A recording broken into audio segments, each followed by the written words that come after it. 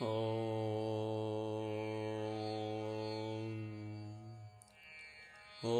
नमो भगवते वासुदेवाय। ॐ नमो नारायणाय। नारायणीयं दशकं 6 श्लोक 8। श्रोणीः स्थलं श्रोणीः स्थलं श्रोणीः स्थलं श्रोणीस्थलं श्रोणीस्थलं श्रोणीस्थलं मृगगणाः मृगगणाः मृगगणाः पदयोः नखाः ते पदयोः नखाः ते पदयोः नखाः ते पदयोर्नखास्ते पदयोर्नखास्ते पदयोर्नखास्ते श्रोणीस्थलं मृगगणाः श्रोणीस्थलं मृगगणाः श्रोणीस्थलं मृगगणाः पदयोर्नखास्ते पदयोर्नखास्ते पदयोर्नखास्ते हस्ति उष्ट्र हस्ति उष्ट्र हस्ति उष्ट्र हस्त्युष्ट्र हस्त्युष्ट्र हस्त्युष्ट्र सैन्धव मुखाः सैन्धव मुखाः सैन्धव मुखाः हस्त्युष्ट्र सैन्धव मुखाः हस्त्युष्ट्र सैन्धव मुखाः हस्त्युष्ट्र सैन्धव मुखाः गमनं तु कालः गमनं तु कालः गमनं तु कालः हस्त्युष्ट्र सैन्धवमुखा हस्त्युष्ट्र सैन्धवमुखा गमनं तु कालः गमनं तु कालः गमनं तु कालः हस्त्युष्ट्र सैन्धवमुखा गमनं तु कालः हस्त्युष्ट्र सैन्धवमुखा गमनं तु कालः हस्त्युष्ट्र सैन्धवमुखा गमनं तु कालः श्रोणीस्थलं मृगगणाः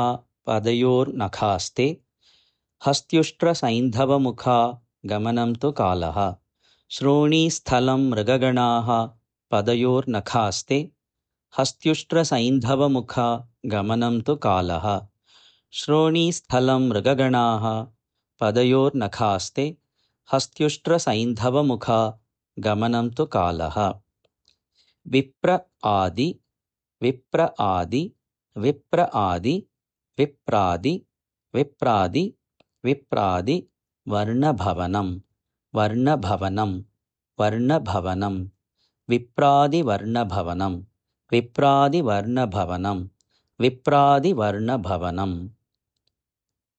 वदन आब्ज बाहु वदन आब्ज बाहु वदन आब्ज बाहु वदनाब्ज बाहु वदनाब्ज बाहु वदनाब्ज बाहु विप्रादिवर्णभवनं विप्रादिवर्णभवनं विप्रादिवर्णभवनं वदनाब्ज बाहु वदनाब्ज बाहु वदनाब्ज बाहु विप्रादिवर्णभवनं वदनाब्ज बाहु विप्रादिवर्णभवनं वदनाब्ज बाहु विप्रादिवर्णभवनं वदनाब्ज बाहु चारु उरु युग्म चारु उरु युग्म चारु उरु युग्म चारूरु युग्म चारूरु युग्म चारूरु युग्म चरणं चरणं चरणं चारूरु युग्म चरणं चारूरु युग्म चरणं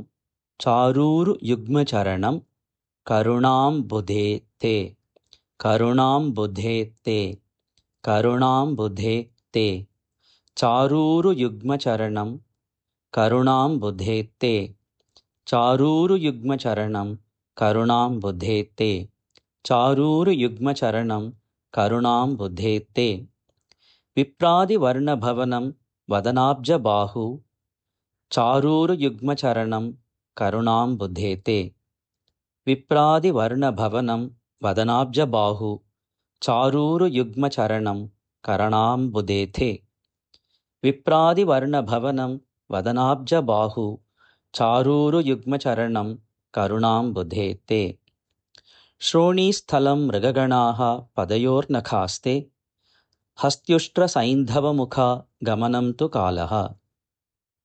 श्रोणीस्थलं मृगगणाः पदयोर्नखास्ते हस्त्युष्ट्रसैन्धवमुखा गमनं तु कालः।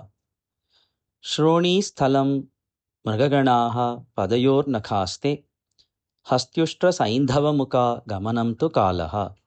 विप्रादिवर्णभवनं वदनाब्जबाहु चारूरुयुग्मचरणं करुणाम्बुधेते। विप्रादिवर्णभवनं वदनाब्जबाहु चारूरुयुग्मचरणं करुणाम्बुधेते। विप्रादिवर्णभवनं वदनाब्जबाहु चारूरुयुग्मचरणं करुणाम्बुधेते। श्रोणीस्थलं मृगगणाः पदयोर्नखास्ते हस्त्युष्ट्रसैन्धवमुखा गमनं तु कालः। विप्रादिवर्णभवनं वदनाब्जबाहु चारूरुयुग्मचरणं करुणाम्बुधेते। श्रोणीस्थलं मृगगणाः पदयोर्नखास्ते हस्त्युष्ट्रसैन्धवमुखा गमनं तु कालः। विप्रादिवर्णभवनं वदनाब्जबाहु चारूरुयुग्मचरणं करुणाम्बुधेते।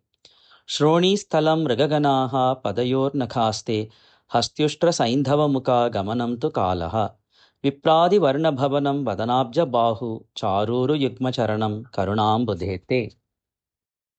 श्रोणीस्थलं मृगगणाः पदयोर्नखास्ते हस्त्युष्ट्रसैन्धवमुखा गमनं तु कालः। विप्रादिवर्णभवनं वदनाब्जबाहु चारूरुयुग्मचरणं करुणाम्बुधेते। श्रोणीस्थलं मृगगणाः पदयोर्नखास्ते हस्त्युष्ट्रसैन्धवमुखा गमनं तु कालः।